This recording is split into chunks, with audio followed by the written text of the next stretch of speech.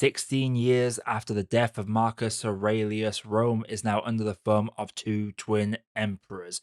But once again, a slave gladiator comes out from the ashes to install a new hope into the Roman people. Film fans of YouTube, hello and welcome back to the channel. I am Josh, your movie apprentice, and today I am looking at Gladiator II, directed by Ridley Scott. Starring Paul Mescal, Pedro Pascal, Connie Nielson, Joseph Quinn, and Denzel Washington. This is the follow-up to the late 90s Gladiator starring Russell Crowe. This is the definition of epic. I have just gotten back from a regional premiere in IMAX. It was live screened across 30 different screens, apparently, according to the guy on the big screen, and it basically simulcasted with the premiere. This is the definition of a big event piece of cinema. Got myself a lovely IMAX poster for going to the screening. It's going to go on my wall, add it to collection. Maybe I'll swap with something behind here.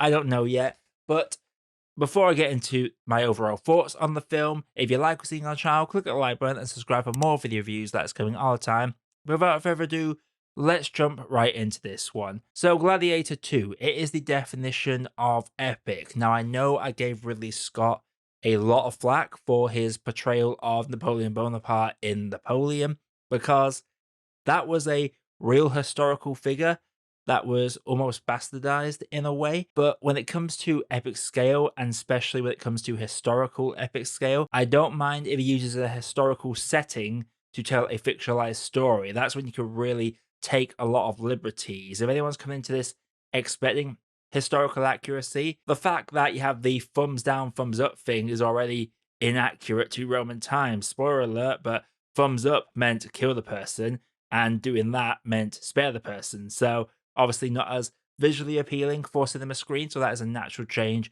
that you would expect from a historical piece of fiction. So if you go into this as a history buff that is committed to the realism of ancient Rome, you are not going to get it here. They flood the Colosseum. This is a film that prioritizes the epic scale and the cinematic spectacle over storytelling, and that is going to define if you enjoy the movie or not. I go into movies to see a great story and to be entertained at the same time, and films often struggle to find that balance. This one very much prioritized the scale, the scope, the action, the battles, the combat sequences. There are a number of moments that will make you squirm in your seat just by how brutal it gets at times, and it will come out of nowhere. There will be long sections where it will be almost PG-13 level, and then you'll see someone get gored or have their arm ripped off, and it's very grotesque and very graphic, and it lingers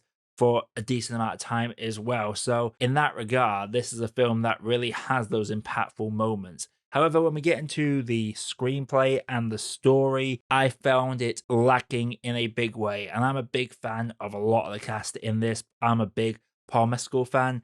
He is an incredible up-and-coming actor, and he does a solid job as the lead in this. I don't think he has as much charisma as Russell Crowe has in that original movie. Bearing in mind, I've not seen the original in a number of years. And the fact that his character is, well, I'm going to put spoiler alert here, but it is spoiled in the trailer. But just in case you've not seen the trailer, skip ahead to this time code. Because spoiler alert, he is the son of Maximus and the woman in the first one. Whilst he does share moments with Maximus in the first one, I don't recall it ever being hinted that they were actually father and son. But again, I've not seen this movie in a very long time, so I'm gonna let the movie have a pass with that. But it felt to me that it wasn't really a needed element of the movie. He could have just been a noble individual from this place that's being conquered by the Romans that rises up in the ranks to get revenge on the people that have killed his beloved. It feels like this is a film that treads a lot of the same steps, but tells it in a different way. The story very much rhymes. There are similar beats that repeat from the first film,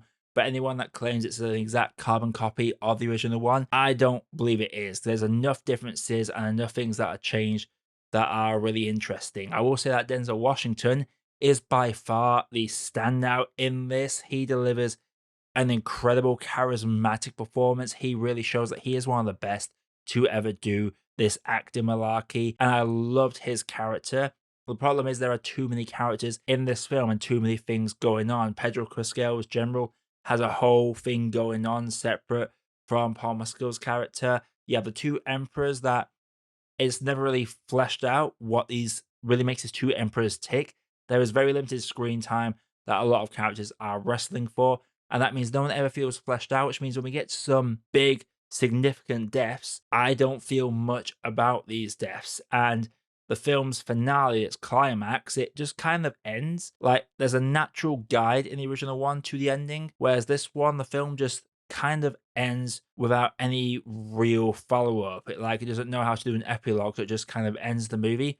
And that element I found irritating. When the film focused on the action set pieces and the Colosseum elements, it was really good. And Denzel Washington is really good in this as well. As I've said, there's a character in this called Ravi as well, who is an underrated standout in this. I can't think of the actor's name off the top of my head, because I am literally recording this on the fly. But I was entertained by the movie, and that's the long and short of this film. If you want to be entertained by a movie, switch your brain off and just enjoy this epic scale of a movie that Ridley Scott knows how to do, then you're going to have a great time with it. But if you're looking for deep story and deep connections between characters, it's thinly threaded in between these big epic set pieces. And overall, I didn't have as much emotional investment as I would have liked to have had going into this movie. Before I get into my overall grade, if you like seeing the channel so far, click that like button and subscribe for more video reviews that's coming all the time.